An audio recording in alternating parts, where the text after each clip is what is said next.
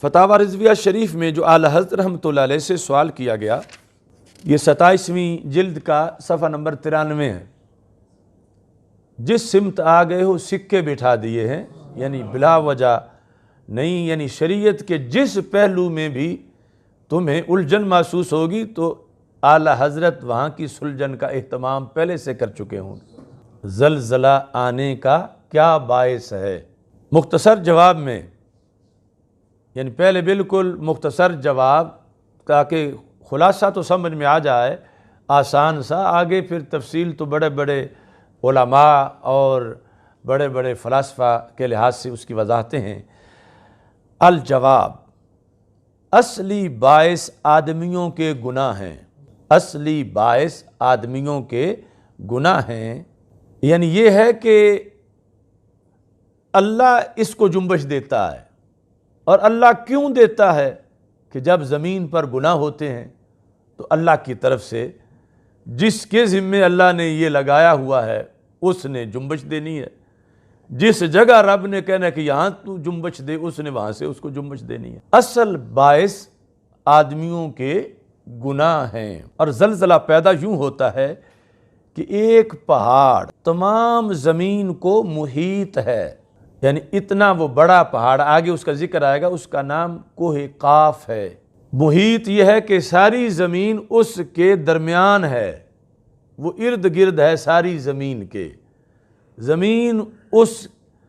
کے درمیان، یعنی جس طرح آغوش میں چیز ہوتی ہے، وہ اتنا بڑا پہاڑ ہے کہ پوری زمین اس کی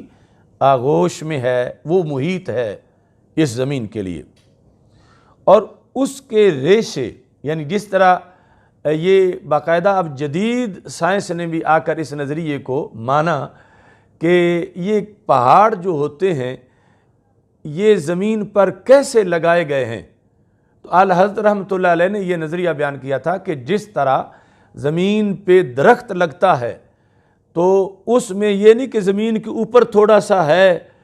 ایک بالشت اور اس کو اس طرح لگایا گیا، بلکہ اس کی نیچے جڑیں، وہ جتنا بڑا درخت ہے اتنی زیادہ پھیلی ہوئی ہوتی ہیں، اور ہو سکتا ہے کہ 50 میٹر تک جڑیں گئی ہوئی ہوں۔ وہ اتنا بڑا درخت آندھیوں سے نہیں گرتا کہ نیچے اس کی جڑوں کا پورا ایک نیٹ ورک ہے دور دور تک، اور وہ جڑیں نیچے سے جا کر کئی چیزوں کے ساتھ چمٹی ہوئی ہیں، اور اندر سے یعنی اس کو بہت زیادہ سپورٹ دی گئی ہے۔ اتنی بڑی چیز ہم نے کھڑی کرنی ہو آج، کوئی کھمبا یا پول، تو اس کے لیے کتنی جو ہے وہ تاریں باندھی جاتی ہیں اور کیا کچھ ہوتا ہے، اور پھر بھی وہ گر جاتا ہے، اور کھمبوں سے کتنے کتنے وزنی درخت جو ہیں سال ہا سال تک جو ہیں وہ کھڑے رہتے ہیں۔ تو اندر سے جو طریقہ درخت کی جڑوں کا ہے یہی نظام پہاڑوں کی جڑوں کا ہے، یعنی نیچے جو پہاڑ اوپر اگر 10 فٹ نظر آ رہا ہے تو نیچے ہو سکتا ہے کہ وہ 80 فٹ ہو یا تہ زمین تک نیچے ہو، تو نیچے ہر پہاڑ کی جڑیں ہوتی ہیں، اور وہ جڑیں دور تک ہوتی ہیں۔ تو یہ جو کوہ قاف ہے، یہ چونکہ سب سے بڑا پہاڑ ہے، تو اس کی جڑیں، یعنی جس طرح درخت کی جڑیں نیچے باریک باریک ہو کے دور تک پھیلی ہوئی ہیں، اس طرح کوہ قاف کی جڑیں ساری زمین کے اندر پھیلی ہوئی ہیں، کیونکہ وہ ساری زمین کا محیط ہے۔ اعلیٰ حضرت رحمۃ اللہ علیہ لکھتے ہیں کہ اس کے ریشے زمین کے اندر سب جگہ پھیلے ہوئے ہیں، جیسے بڑے درخت کی جڑیں دور تک اندر اندر پھیلتی ہیں۔ جس زمین پر معاذ اللہ زلزلہ کا حکم ہوتا ہے، یعنی اللہ کی طرف سے، کس کو؟ پہاڑ کو، جو کہ رب کا حکم ہر چیز پر چلتا ہے، اور ہر چیز اس کا حکم مانتی ہے، ہر چیز کو اس کے حکم کا سمجھنے کی توفیق ہے۔ یعنی یہ ہمارے لحاظ سے ہے کہ یہ جمادات ہیں،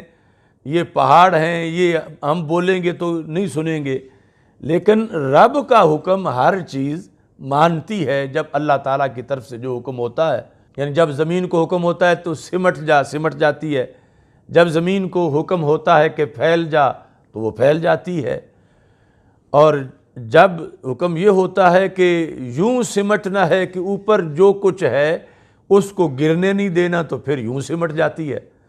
اور جس وقت یہ ہے کہ اوپر کو بھی حرکت دینی ہے تو پھر ایسا ہوتا ہے